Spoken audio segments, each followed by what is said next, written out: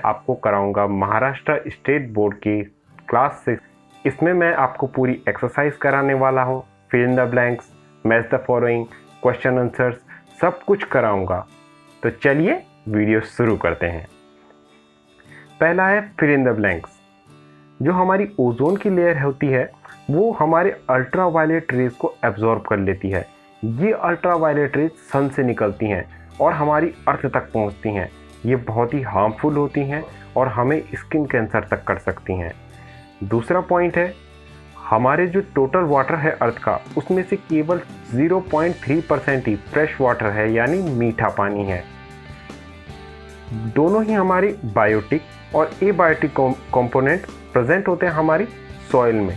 Biotic यानी जिनमें जीवन होता है, जबकि एबायोटिक यानी जिनमें जीवन नहीं होता है, जैसे कि पत्थर, मिट्टी, कंकड़।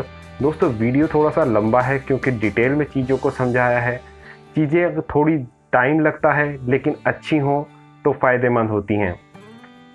मैं आपसे प्रॉमिस करता हूँ जब आप इस वीडियो को पूरा देख लेंगे तो आपको लगेगा कि हाँ, हमने कुछ पाया है। मैंने बीच में काफ़ी सारी पिक्चर्स का भी इस्तेमाल किया है आपको कॉन्सेप्ट्स को काफ़ी अच्छे से क्लियर करने के लिए। दोस्तों अगला क्वेश्चन है, ऐसा क्यों कहा जाता है कि हमारी जो ओजोन लेयर है वो धरती का एक सुरक्षा कवच है।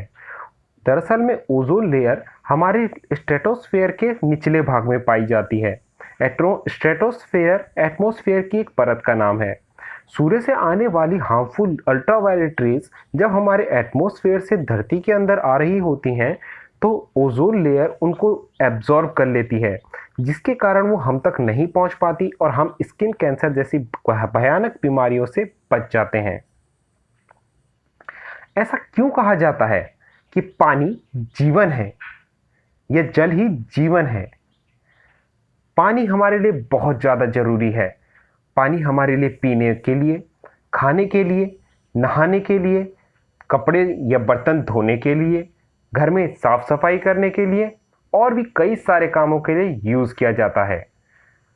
और पानी के बिना तो हमारी ज़िंदगी की कल्पना भी नहीं करी जा सकती। दोस्तों ऐसा क्यों कहा जाता है कि समुद्र का पानी हमारे लिए यूज़फुल है जबकि वो हमारे पीने के लायक भी नहीं है। तो दोस्तों समुद्र को हमारे पूर्वज और हम भी अभी भी हज़ारों साल से इसे यूज़ कर रहे हैं as a medium of transportation. हम अपने जहाज़ों के द्वारा एक देश से दूसरे देश इस समुद्र के माध्यम से ही जाते हैं और बहुत सारा व्यापार भी करते हैं। और हम दोस्तों समुद्र के पानी को इवापोरेट करते हैं नमक बनाने के लिए। जी हाँ, वही नमक जो हम अपने घर में सब्जी में डालते हैं। और हमारे समुद्रों में मछलियों की बहुत सारी प्रजातियां मिलती हैं जो कि केवल समुद्र के खारे पानी में ही जी सकती हैं। जी हाँ, केवल खारे पानी में। अगर हम इन्हें सादे पानी में यानी मीठे पानी में डाल देंगे तो ये सारी मछलियां हमारी मर जाएंगी। इन मछलियों को दुनिया की एक बहुत बड़ी आबादी खाती भी है। दोस्तों पॉइंट 4 है, हमारे अधिकतर जो बादल हैं वो समुद्र के पानी के इवापोरेशन से ही बनते हैं। ये बादल जब हमारी लैंड के ऊपर में आते हैं तो बारिश करते हैं और हमारे यहाँ पर मानसून आ जाता है। ये मानसून हमारे लिए बहुत ज़्यादा इम्पोर्टेंट है क्योंकि ये हमारी खेतीबाड़ी को यानी हमारे प्लांट्स की ग्रोथ के लिए बहुत अच्छा होता है। यानी हमारा कुल मिलाकर वाटर साइकिल चलता रहता है जिससे कि हमारे रिवर्स और पॉन्ड्स में दोबारा से पानी भी भर जाता है। बहुत सारे लोग समुद्र में सर्फिंग करते हैं, जैसे कि आपको इस इमेज में दिखाई दे रहा है। कुछ लोग स्विमिंग करते हैं और कुछ लोग स्क्यूबा डाइविंग यानी समुद्र की गहराइयों में गोते लगाते हैं, जो कि एक बहुत ही मज़ेदार चीज़ है। क्या होगा अगर धरती से सारे माइक्रोब्स खत्म हो जाएं? दोस्तों इस धरती पर जो भी पौधे और जानवर मरते हैं उन्हें माइक्रोब्स ही सड़ाते हैं, गलाते हैं, जिससे कि वो मिट्टी बन जाते हैं। उस मिट्टी को हम ह्यूमस कहते हैं। ह्यूमस बहुत ही न्यूट्रिएंट में रिच होती है और जिससे कि हमारे पौधों की ग्रोथ बहुत अच्छी होती है।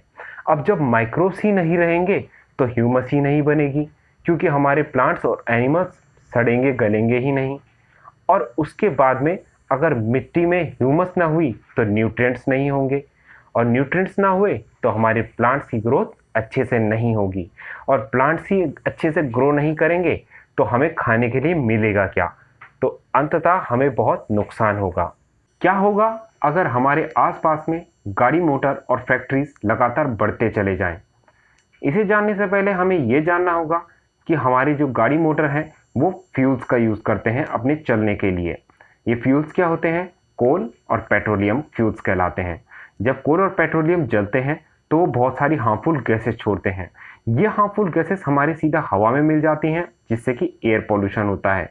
अब इन लगातार अगर एयर पोल्यूशन बढ़ता रहा तो हमारी सांस में बहुत सारा पॉल्यूशन जाएगा, बहुत सारी हार्मफुल गैसेस जाएंगी और हमें रेस्पिरेटरी डिजीजेस यानी सांस लेने की बीमारियां हो जाएंगी। तो क्वेश्चन नंबर 4 है हमारा, मैच द फॉलोइंग। पहली गैस है हमारी कार्बन डाइऑक्साइड।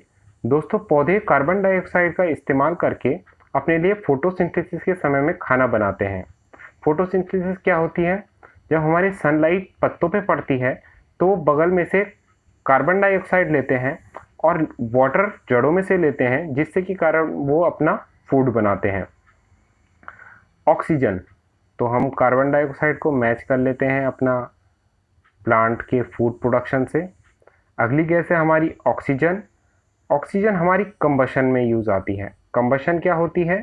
कोई भी चीज़ को जब हम जलाते हैं तो वो ऑक्सीजन के साथ में रिएक्ट करती है, जिससे कि बहुत सारी हीट और लाइट प्रोड्यूस होती है।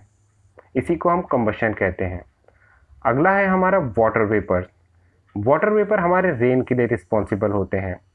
वाटर वेपर्स यानी भाप जब बहुत ऊपर आसमान में जाती है तो आसमान में ठंडा होने के कारण वहाँ पे उसकी छोटी छोटी बूंदें बन जाती हैं, जो कि हमें क्लाउड्स के रूप में दिखती हैं और वो बाद में धरती में बारिश के रूप में नीचे गिर जाती हैं। अगला पॉइंट है हमारा माइक्रोब्स। माइक्रोब्स हमारे जनरेटिंग ऑन सॉइल में बहुत मददगार होते हैं। वो कैसे? माइक्रोब्स ही, जैसे कि अभी मैंने थोड़ी देर पहले बताया था कि माइक्रोब्स हमारे डेड प्लांट्स और एनिमल्स को गलाते हैं यानी डिकम्पोज करते हैं और वही फिर हमारी सॉइल बन जाती है। आगे बढ़ते हैं। क्वेश्चन नंबर 5 है हमारा, name the following constituents of the biosphere. तो बायोस्फीयर हमारा किस किस से बना हुआ है? वो बना है हमारा एटमॉस्फेयर से, हाइड्रोस्फीयर से यानी वाटर से, लिथोस्फीयर यानी लैंड और लिविंग ऑर्गेनिज्म से। Biotic constituents of the soil यानी मिट्टी में पाए जाने वाले जीवन कौन सा है? तो है वो माइक्रोब्स यानी कीटाणु, worm, insects, rodents etcetera. Rodents क्या होते हैं? तो वो जानवर जो अपने खाने को कुतर कर खाते हैं, जैसे कि चूहा, गिलहरी, खरगोश एक्सेट्रा। फॉसिल फ्यूल कौन कौन से होते हैं? क्रूड ऑयल और coal. Inert gases in air. Inert gases क्या होती हैं? ऐसी गैसेस जो हमेशा सिंगल रहती हैं, किसी भी दूसरी गैस के साथ में रिएक्ट नहीं करती हैं, वो हमारी इनर्ट गैसेस कहलाती हैं। एग्जाम्पल है हमारे हीलियम, नियॉन, आर्गन, जेनॉन और krypton. Gases that are harmful to the ozone layer. अभी हमने पढ़ा था कि ओजोन लेयर डिस्ट्रॉय हो रही है, तो वो कुछ गैसेस के कारण हो रही हैं। वो है हमारी क्लोरोफ्लोरोकार्बन्स और कार्बन टेट्राक्लोराइड। दोस्तों, यहाँ पर मुझे चीज़ें बहुत जल्दी जल्दी समझानी पड़ रही हैं ताकि वीडियो लंबा ना हो जाए। ये सारी चीज़ें मैंने बहुत ही डिटेल में पिक्चर के साथ समझा रखी हैं अपनी चैप्टर 1 की वीडियोस में। मैंने उन वीडियोस का लिंक नीचे डिस्क्रिप्शन बॉक्स में दे दिया है। आप उस लिंक पे क्लिक कीजिए और उन वीडियोस को देख लीजिए। क्वेश्चन नंबर 6 है हमारा, ट्रू और फॉल्स। लैंड और सॉइल सेम ही चीज़ है। दोस्तों, इसे हम सही या गलत बताने से पहले ये जरूर जान लेते हैं कि लैंड क्या होती है और सॉइल क्या होती है। तो लैंड हमारी रॉक और सॉइल दोनों से मिलकर बनी होती है। लैंड में हमारा माउंटेन्स, प्लेन्स, प्लेट्यूज सब कुछ आते हैं, जबकि सॉइल का मतलब होता है केवल मिट्टी। तो ये दोनों सेम चीज़ हैं, ये कहना बिल्कुल गलत होगा, यानी ये स्टेटमेंट हमारी फॉल्स है। बी स्टेटमेंट की बात करते हैं। ये कह रहा है कि जो हमारा पानी लेक में होता है उसे हम ग्राउंड वाटर कहते हैं। तो दोस्तों, लेक तो बहुत बड़ा सा एरिया होता है जिसमें कि हमारा पानी भरा हुआ होता है, उसे हम लेक कहते हैं यानी झील। जबकि ग्राउंड वाटर वो होता है जबकि हमारी बारिश होती है, वो धीरे धीरे करके रिसते हुए जमीन के बहुत नीचे बेड रॉक में पहुंच जाती है, जहां पर कि काफी जगह होती है और उसमें वो स्टोर रहती है। उसी पानी को हम ग्राउंड वाटर कहते हैं। तो हम लेक वाटर को ग्राउंड वाटर नहीं कह सकते। ये स्टेटमेंट भी हमारी फॉल्स है। सी पॉइंट कह रहा है कि हजारों साल लग जाते हैं हमारे केवल 25 centimetre thick layer of soil बनने के लिए। 25 सेंटीमीटर मोटी लेयर नहीं बनती है, जबकि केवल 2.5 सेंटीमीटर थिक लेयर बनती है सॉइल की हमारी 1000 ईयर में। तो ये स्टेटमेंट भी हमारी फॉल्स है। डी कहता है हमारा कि जो रेडॉन है वो हमारे डेकोरेटिव लाइट्स में यूज होती है। रेडॉन हमारी एक इनर्ट गैस है जिसका इस्तेमाल हम सच में ही डेकोरेटिव लाइट्स में करते हैं, इसलिए ये स्टेटमेंट हमारी ट्रू है। Answer in the one word, explain with the help of a diagram how soil is formed. तो दोस्तों यहाँ पे आप इस तरह का डायग्राम बना दीजिएगा। ये देखिए, ये रहा एक बड़ा सा पत्थर। दरअसल में जब हमारी अर्थ बनी थी तो इसमें मिट्टी, पेड़ पौधे कुछ भी नहीं थे, था तो केवल एक बड़ा सा पत्थर। ये दिन भर में सूरज की तेज गर्मी से तपता था, जिससे कि पत्थर काफी हद तक एक्सपैंड हो जाता था और एकदम से बारिश आने के कारण पत्थर में कॉन्ट्रैक्ट होता था, जिसके कारण उस पर दरारें पड़ जाती थी, जिसे क्रैक कहते हैं। धीरे धीरे करके जब यहाँ पे पौधे आने लगे तो उन्होंने अपनी जड़ों से इसको और चौड़ा कर दिया, और हवा और पानी जब इन क्रैक से और ज़्यादा तेजी से बहने लगा तो उसने इन क्रैक को और ज़्यादा बड़ा कर दिया, और धीरे धीरे करके ये बड़ा सा पत्थर छोटे छोटे पत्थरों में टूटता गया और हमारे पेबल्स बन गए, यानी कंकड़ पत्थर। ये कंकड़ पत्थर भी इसी तरीके से कभी सन से, कभी विंड से, कभी ट्रीज की वजह से टूटते टूटते हमारे और छोटे हो गए और हमारी बन गई सैंड। और दोस्तों जब ये सैंड भी और टूटती गई तो जो सबसे महीन चीज है वो बनी हमारी सॉइल। तो इस तरीके से हमारी पत्थर से सॉइल की जर्नी हुई थी। अगला क्वेश्चन है, why there is a shortage of water even though it occupies 71% of the earth surface. यानी धरती के 71% में पानी है, फिर भी पानी की इतनी ज़्यादा कमी क्यों होती है। तो दोस्तों इसे जानने के लिए हमें जानना होगा कि धरती में भले ही इतना सारा पानी है, लेकिन उस पानी में से भी 97% जो पानी है वो हमारा ओशियंस और सीज में है, जो कि सॉल्टी वाटर है, यानी खारा पानी है, यानी हमारे किसी काम का नहीं है। बाकी बचा हमारा 3% वाटर, वही हमारा प्योर पानी है, लेकिन उस प्योर पानी में से भी जो हमारा 2.7% है वो पानी हमारा बर्फ या ग्लेशियर की फॉर्म में जमा हुआ है। तो बचा हमारा 3 - 2.7 यानी 0.3% वाटर, और इस 0.3% वाटर में से भी हमारा अधिकतर पानी लोग वेस्टेज करते हैं। हमारी लगातार बढ़ती हुई जनसंख्या और ऊपर से हम उसको इररिस्पॉन्सिबली यूज़ कर रहे हैं, और हमारी लगातार बढ़ती हुई एग्रीकल्चर यानी खेती, और उससे भी ज़्यादा बढ़ती हुई फैक्ट्रियाँ पानी का बहुत ज़्यादा इस्तेमाल करती हैं, जिस सब के कारण हमें पानी की बहुत भारी समस्या से जूझना पड़ रहा है। अगला क्वेश्चन है, what are the various constituents of the air, what are their uses.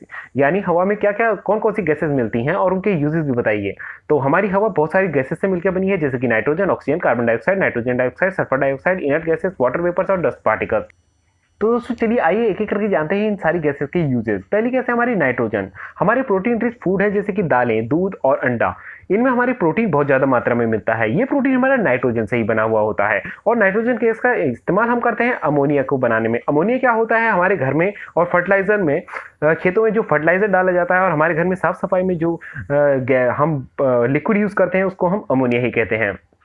अगला यूज है नाइट्रोजन का, इसे हम airtight packaging of food stuffs में करते हैं। यानी जो हम चिप्स, लेस के पैकेट खाते हैं उसमें आप देखते होंगे हवा भरी रहती है, वो हवा हमारे खाने को काफी लंबे टाइम तक चलाने में मदद करती है, इसी को हम नाइट्रोजन कहते हैं। अगली गैस हमारी ऑक्सीजन। ये तो सभी जानते हैं कि ऑक्सीजन हमारे रेस्पिरेशन यानी सांस लेने के काम में बहुत ज़्यादा आती है, और इसका अगला यूज है हमारा कंबशन। कंबशन यानी होता है जब ऑक्सीजन के प्रेजेंस में कोई भी चीज़ आकर एकदम से जल उठती है, उसी को हम कंबशन कहते हैं। अगला यूज है हमारा कार्बन डाइऑक्साइड में। प्लांट हमारे अपना खाना बनाने के लिए कार्बन डाइऑक्साइड का यूज करते हैं। प्लांट हमारे फोटोसिंथेसिस करते हैं, जिससे कि खाना बनता है।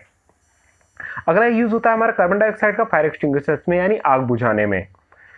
अब हम इनर्ट गैसेस के भी यूज जान लेते हैं। इनर्ट गैसेस क्या होती हैं, ऐसी गैसेस जो हमारे किसी भी दूसरी गैस का साथ में रिएक्ट नहीं करती हैं। पहली गैस है हमारी आर्गन, और इसका इस्तेमाल होता है इलेक्ट्रिक बल्ब में। सर कौन सी बल्ब जिसे हम अपने घर में यूज करते हैं, जी हाँ वही बल्ब। अगली गैस है हमारी हीलियम। हीलियम का हम यूज करते हैं लो टेम्परेचर ऑब्टेन करने में। और दूसरा यूज है हमारे इसका generating lift in the airships. Airships के एक हवा से भरे हुए बहुत बड़े बड़े हवाई जहाज की तरह स्ट्रक्चर होते हैं, जिन्हें कि ऊपर उठाने के लिए हमें हमारे हीलियम गैस का इस्तेमाल करा जाता है।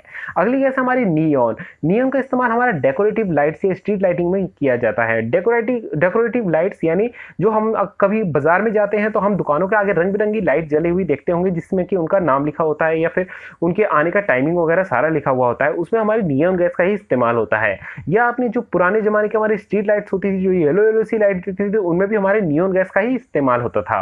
अगली गैस है हमारी क्रिप्टॉन। क्रिप्टॉन का यूज़ हमारा फ्लोरोसेंट यूज में किया जाता है। अगली गैस हमारी जेनॉन, और जेनॉन का यूज़ हमारी फोटोग्राफी में, हाँ जी, फोटो खींचने में यूज़ किया जाता है। अगला क्वेश्चन है, why are the air water and the land considered to be the valuable resources, यानी हवा, पानी और जमीन हमारे क्यों के कीमती नेचुरल रिसोर्सेज कहे जाते हैं। तो इसका आंसर है कि पहले हम देख लेते हैं इंपॉर्टेंस ऑफ एयर हमारे लिए क्या है।